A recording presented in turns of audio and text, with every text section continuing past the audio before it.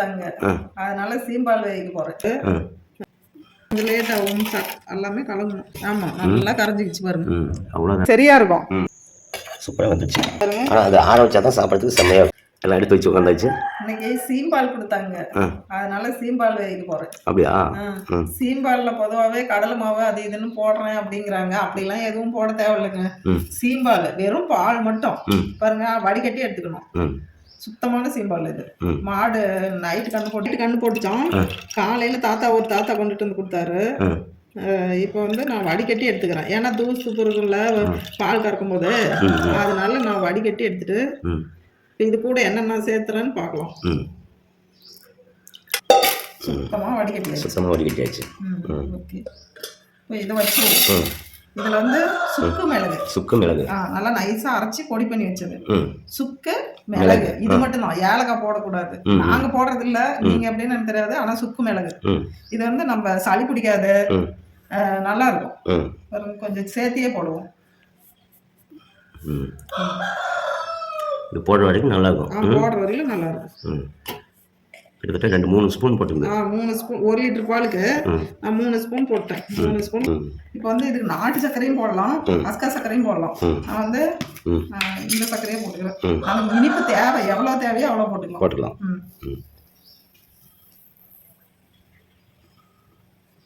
Okay, எவ்வளோ சர்க்கரை போட்டுக்கணும்? 1/2 கிலோ போட்டுப்பியா?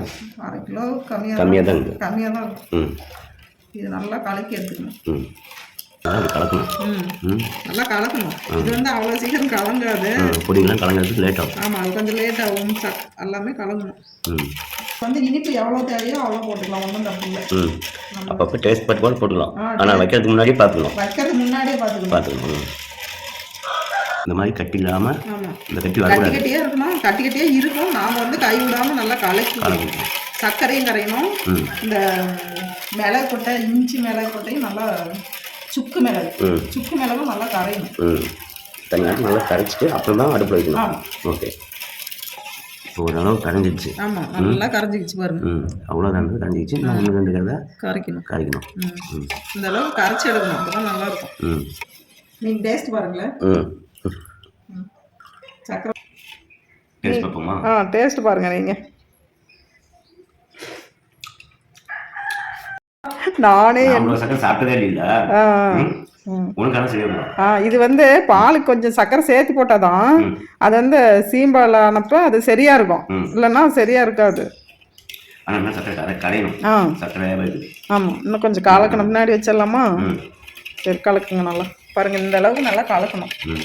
பால் 1 லிட்டரு, சர்க்கரை ஒரு 1/4 கிலோவுக்கு மேலேயே 1/2 கிலோ கம்மியாக, 1/2 கிலோ கொஞ்சம் கம்மியாக போட்டேன்.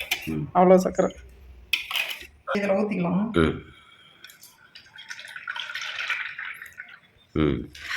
சரியாயிடுச்சா? குக்கரில் வச்சாச்சு. ஸ்டாண்ட் வச்சு எவ்வளோ தண்ணி ஊற்றணும்? எவ்வளோ தண்ணி ஊற்றணும்? நான் ஒரு 2 டம்ளர். அவ்வளோ இருந்தால் போதும். ஸ்டாண்ட் வைக்கணும். ஸ்டாண்ட் வச்சு அது மேலே இந்த பாத்திரத்தை வைக்கணும். ஸ்டாண்ட் எங்கேயோ தொலைச்சிட்டாங்க, இப்போ தேடி எடுக்க முடியல. அதனால நான் இப்படியே பாருங்க மூடி நல்லா தண்ணி ஊற்றி, குக்கரில் தண்ணி ஊற்றி மேலே பாத்திரத்தை வச்சு அதில் வந்து நம்ம கலக்கின சீம்பாலை ஊற்றியாச்சு. இப்போ நல்லா மூடி போட்டு டைட் பண்ணிக்கலாம். ஓகேவா? இப்போ விசில் போட்டுடலாம்.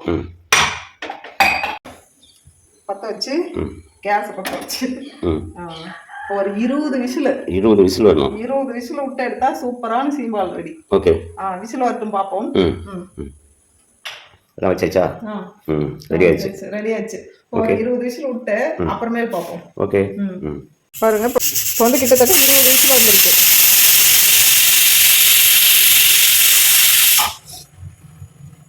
இப்போ இதை வந்து ஆஃப் பண்ணிட்டு நம்ம 20 விசில் விட்டு ஆஃப் பண்ணி 2 மணி நேரம் ஆயிடுச்சு. இப்போ திறந்து பார்க்கலாம்.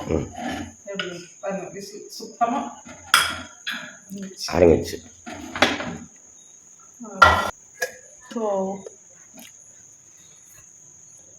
சூப்பராக வந்துடுச்சு. பாருங்க எவ்வளோ கெட்டியாக எப்படி வந்துருக்குன்னு. சுடுதல் பாருங்க எந்த அளவுக்கு சூப்பராக. இது கடலை மாவோ வேற எதுவுமே தேவையில்லை. இப்போ ஒன்லி பால், இந்த சுக்கு மிளகு, ஏலக்காய் போடுறது இல்லை, சுக்கு மிளகு, அவ்வளோதான். இப்போ கட் பண்ணி பார்க்கலாமா? கட் பண்ணி பார்க்கலாம். இப்போ இது கட் பண்ணால் விழுவோம், அப்படியே எடுக்கலாம். ஆனாலும் நம்ம ஒரு நாளைக்கு வச்சிருக்கிறதுனால இதை எடுக்கணுங்கிறது இல்லை. சும்மா ஒரு பீஸ் உங்களுக்காக கட் பண்ணி காட்டுறேன்.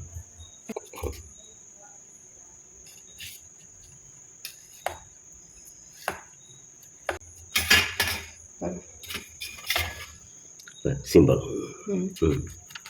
ஆவி பறக்குது. எல்லாம் சூடாகுது. சூடாகுது. அதெல்லாம் அகல பாத்திரம் இருந்தால் அது ஒரு இதாக வரும். இது இப்படியே முழுசா சாய்ச்சி கொட்டுறதா இருந்தால் கொட்டலாம். ஆனா ஒரு நாளைக்கு இப்படியே வச்சாதான் நல்லா இருக்கும். இல்லைன்னாக்கா அது என்னன்னா ஓகே அது மட்டும் இல்லைங்க. எங்கே எவ்வளோ கட் பண்ணி எடுத்துக்கலாம் பாருங்க. அதான் ஒரு பாகம் சும்மா கொஞ்சமாக கட் பண்ணி எடுத்துக்குது.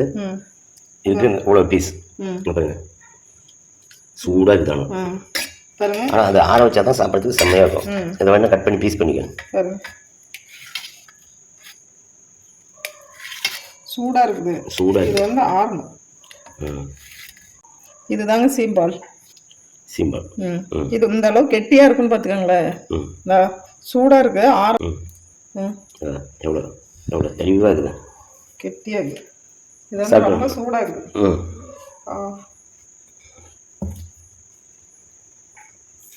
சீம்பால் ரெடி. உடம்புக்கு ஹெல்த்தியான ஆரோக்கியமான சீம்பால் ரெடி. இனிப்பு சரியா வச்சா? இனிப்பு இன்னமே போட்டுக்கலாம். உனக்கு பத்தாது, எனக்கு அது அதிகம். சூப்பராக இருக்குது. நார்மலாக கிடையாது, இனிப்பு சரியா போயிடும். இது ஆல்ரெடி டபுள் சக்கரை போட்டு டீ குடிக்கிறீங்க, அதனால டேஸ்ட் கம்மியாகும். இப்படிதாங்க சீம்பால் வைக்கணும். சீம்பால் வந்து எதையுமே கலப்படம் பண்ணக்கூடாது. ஒன்லி சீம்பால்ல சுக்கு மிளகு இடிச்சு போட்டு செஞ்சா அந்த அளவுக்கு கெட்டியா சூப்பரா வரும். ஒரு 20 விசில் விட்டு 2 மணி நேரம் ஆற வச்சு அதுக்கப்புறம் எடுத்து வச்சு முடிஞ்சா இன்னும் ஒரு 2 மணி நேரம் கூட சேர்த்து ஆற வச்சு எடுத்து சாப்பிட்டா அவ்வளவு சூப்பரா இருக்கும். ஆமா, ஆற வைக்கணும். இது வந்து ஆறணும்.